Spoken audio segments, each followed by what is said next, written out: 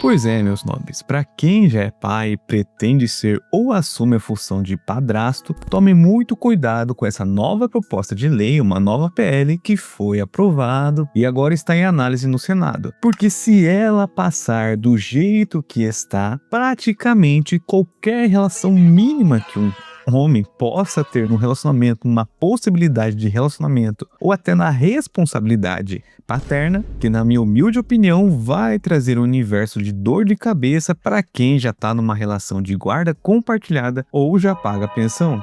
Porque se entrar em vigor, vai mudar completamente a forma como a pensão alimentícia é calculada aqui no Brasil. E você pode estar se perguntando, mas o que mudou, cara? A pensão alimentícia não é sempre a mesma coisa, não é sempre aquela mesma novela? Não, meu nobre, dessa vez é diferente. E é por isso que você precisa assistir esse vídeo até o final, porque o que está em jogo não é o seu bolso, é a sua relação com seus filhos, com seus enteados, é também a relação da sua saúde financeira e, pasmem, até a sua sanidade mental aqui no Bostil. Urgente, aprovada nova regra para definir o valor da pensão alimentícia. A Câmara dos Deputados aprovou o PL 2121 de 2025 e ele já está a caminho do Senado. Se virar lei, o jeito como a pensão alimentícia é calculado no Brasil vai mudar. Se o pai ou a mãe some da vida da criança, isso passa a pesar no valor da pensão. E na prática, quem abandona pode pagar mais. E quem carrega tudo isso sozinho passa a ter esse peso reconhecido pela Justiça. Mas atenção, o projeto ainda não é lei. Ele foi aprovado na Câmara e segue agora para o Senado. Depois precisa ser sancionado. Mas antes, rapidinho aqui, não se esqueça do seu like, que é muito importante, de comentar aqui no vídeo uma coisa aleatória ou a respeito do tema que ajuda muito no engajamento, de hypar o vídeo se você está no seu celular, e se vocês fizerem todas essas coisas, eu vou curtir seus comentários. Bom, então vamos ao que interessa. Existe um projeto de lei agora tramitando na Câmara dos Senadores, que foi a autoria da deputada Maria Reis, que o texto foi aprovado e o que esse projeto faz na prática é basicamente alterar o Código Civil para incluir novos critérios na hora de definir o valor da pensão alimentícia. Olha, hoje basicamente o modelo que a Justiça usa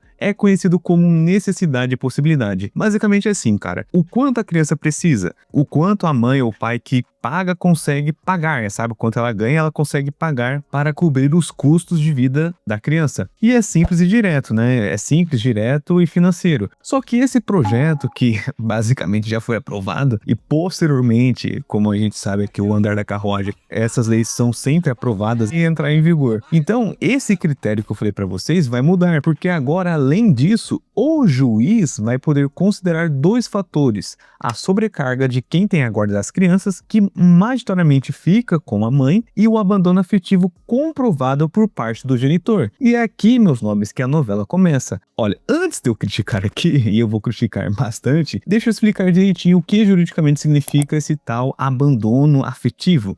Porque muita gente ouve e já pensa, aquele pai, né, majoritariamente vai colocar o homem na equação, que não visita, que não está presente, que não faz parte da vida da criança, só que não é bem assim como funciona. A abandono afetivo, pelo que eu estudei, né, no campo jurídico, que eu vi advogados falando a respeito, é meio que a omissão sem justa causa no dever da convivência, cuidado e assistência física e emocional dos filhos. E olha que interessante aqui, um pai pode estar cumprindo rigorosamente com o pagamento da pensão, tudo certinho, tudo em dia, já que aqui no Brasil que leva um homem para cadeia é sonegar imposto, não pagar a pessoa alimentícia, só que ainda assim, esse homem que está tudo certinho perante a lei, pode ser considerado ausente afetivamente, porque não participa da vida dos filhos. E você pode estar se perguntando, como é que isso se comprova no processo, né? Pode ser demonstrado através de mensagens de texto, pode acontecer aquela famosa alienação parental vindo da mãe, da ex. Aí eu vou te falar uma coisa, toda vez que você mistura dinheiro com sentimento dentro de um processo judicial, você está pedindo briga, porque agora vai ser tipo assim, quem foi mais presente, virou prova, quem mandou mais mensagem, virou prova, quem foi no aniversário, vai virar uma prova. Isso não fica só no papel do processo, isso vira disputa de verdade, vira desgaste, vira criança no meio de um conflito de quem, entre aspas, amou mais, documentado em um cartório. E é isso que essa PL está encaminhando no meio dos relacionamentos. Ela mostrando para o juiz a falta de interesse do pai na vida escolar dos filhos, na saúde das crianças, meio que mostrando a ausência de convivência prolongada e outros fatores, que são muitos que elas podem jogar na mesa aí. Em outras palavras aqui, a gente está falando de provas subjetivas, comportamentais, que dependem muito da interpretação de quem está analisando o caso. E é justamente aqui que eu quero te fazer uma pergunta que vai mudar seu pensamento a respeito dessa nova PL. Quem decide que é presença suficiente? Quem mede o tamanho do afeto de um pai? Será que isso não tem que levar em consideração? Só que a autora dessa TL joga uma justificativa aí como algo que prevê que na hora de fixar o valor da pensão, o juiz vai ter que considerar não apenas o que você ganha, mas também o peso emocional que a mãe, né, a guardiã, que majoritariamente sempre é a mulher que fica com a guarda dos filhos, carrega por criar a criança sozinha. E vamos ser honestos aqui, tem um ponto que pesa muito. A gente vive num país onde um monte de pai que paga pensão já tá no talo. Autônomo, bico, contrato temporário, dinheiro que varia todo mês. Você acha que jogar mais peso emocional em cima do cálculo vai fazer esse cara virar um super pai milionário do nada? Não vai, cara. Vai meio que fazer ele virar inadimplente. Ou pior ainda, vai fazer ele desaparecer, porque não vê mais saída. E quem sofre com isso no final, adivinha só? A criança que a lei diz que está protegendo, a mãe da criança que diz que está fazendo o melhor para ela, mas são elas que aplaudem essas leis, que discorrem nas redes sociais, que militam aí, e a vida do filho dela fica em segundo plano. Aí, por exemplo, assim, uma situação que é comum aqui no Brasil.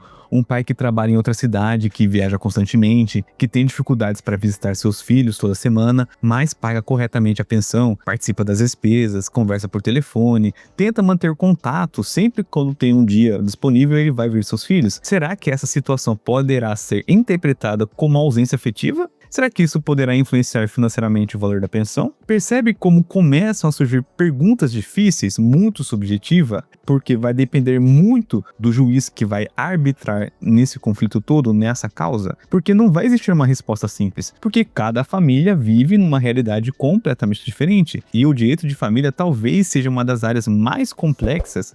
Justamente por isso, não existe famílias iguais. Cada processo possui sua própria história. Só que como a relatora desse projeto argumenta que essa sobrecarga não afeta só os custos diretos de quem cuida da criança, mas também os custos de oportunidade, ou seja, as dificuldades que esse genitor guardião, que ela está colocando no caso as mulheres, enfrentam para progredir profissionalmente, porque meio que está segurando as pontas sozinho, né, a responsabilidade da criação. Só que o problema é que como eles estão querendo resolver tudo isso? Porque eles estão querendo juntar dois fatores emocionais e subjetivos dentro de um cálculo que sempre foi essencialmente matemático e financeiro. E isso abre uma porta gigantesca.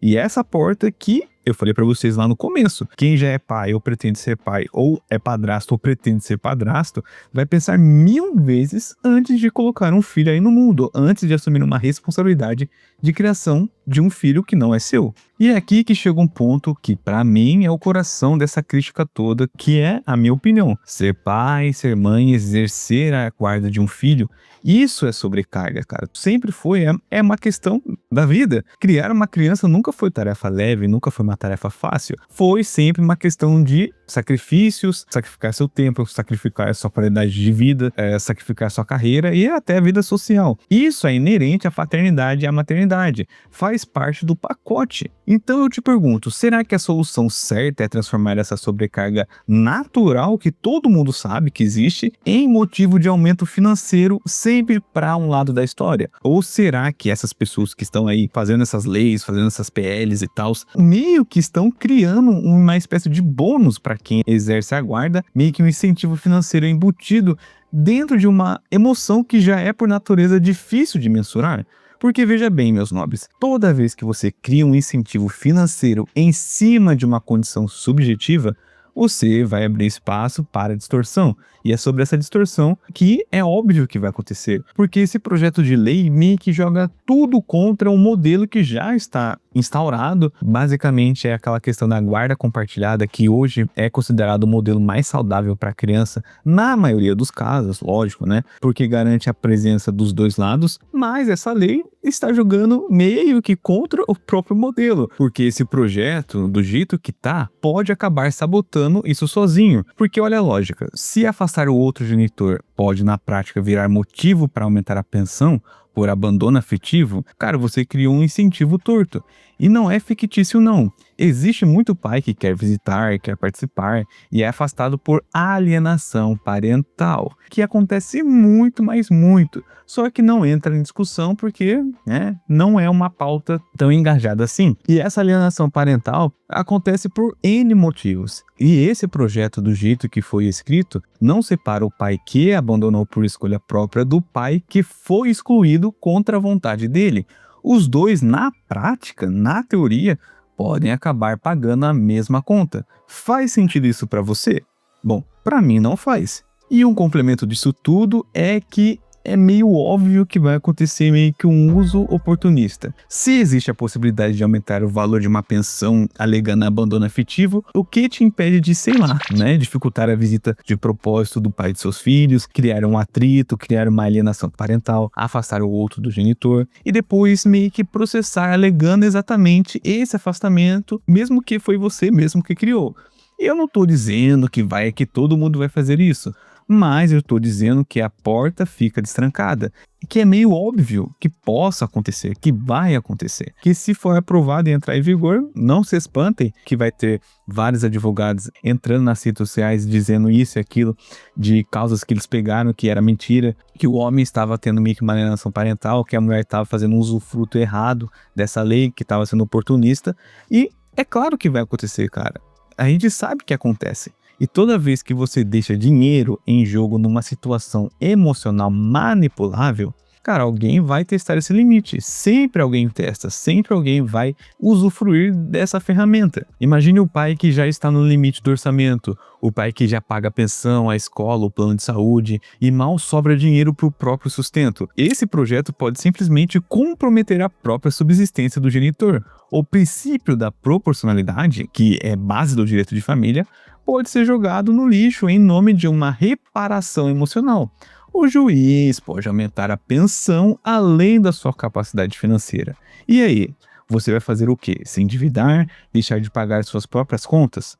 O projeto na sua redação original é basicamente isso que vai acontecer se entrar em vigor, já que a subjetividade e o humor do juiz que for arbitrar na sua causa vai ser tudo levado em consideração. E no final, se você é pai, se pretende ser, se é padrasto envolvido na criação de uma criança, guarde esse assunto, guarde esse vídeo no seu radar, porque isso ainda pode virar lei e pode mudar bastante a cara desse tipo de processo aqui no Brasil. E é como aquela frase que virou um mantra aqui no canal: a pior notícia sempre é a próxima vindo do Bostil. Mas enfim, eu quero saber de você. Você concorda com essa lei? Tem algum ponto que eu não falei que você queira colocar aqui a sua opinião? Concorda ou discorda ou quer acrescentar alguma coisa? Deixa aqui nos comentários. Se você gosta do meu conteúdo, tem algumas formas que vocês podem me ajudar da maneira financeira, que é deixando um valeu demais, fazendo parte do Seja Membro aqui do canal, que você contribui com valor mensalmente, simbólico, entrando também no Apoia-se que tá aqui na descrição, ou ainda da forma grátis, curtindo, comentando, hypando, se inscrevendo no canal e compartilhando com um amigo. Se vocês fizerem todas essas coisas, já faz uma diferença grande no fim do mês e ajuda muito aqui o canal, beleza? Então, no mais é isso. Desejo sucesso para todos vocês e até a próxima.